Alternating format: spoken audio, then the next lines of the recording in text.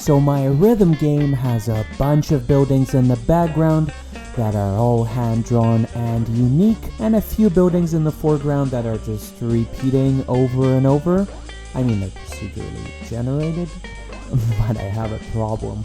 Recently I sped up how fast the background moves, so I kind of run out of real estate there before the level is over.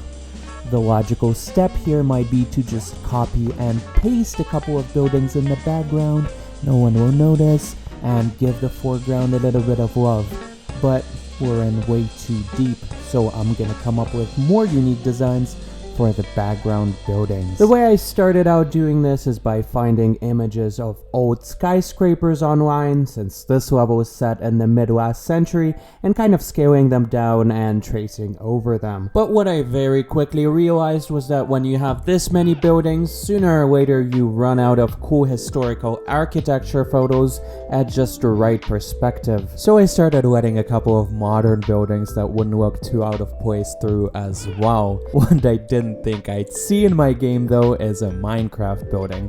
In my defense, it looked like a real one and a Google search thumbnail. Besides, the more I think about this, the more it makes sense. If you turn a Minecraft building 2D, it's just a pixel art building. Honestly, dealing with the Minecraft building has been easier than with a lot of real buildings, because sometimes I'll scale one down and there's just not enough pixels to show all of the detail.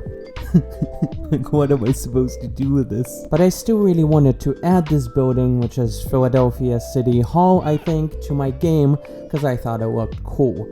So my new plan was to expose how terrible I am at making pixel art that's not just tracing. Using the image just as a reference was probably one of the better ideas I've had in a bit, because you end up with proportions better suited for pixel art. You want to exaggerate details like windows and columns for better looking art, and a lot of that gets lost when you trace. Honestly, I may be talking crap about my skills here, but I was still pretty happy with how this ended up, because I felt decently confident in putting this into my game, and that's a win in my book. After that, I made a couple of generic skyscrapers and thought, why don't I use my newfound artistic powers to add some cool stuff to my game, like an observatory maybe?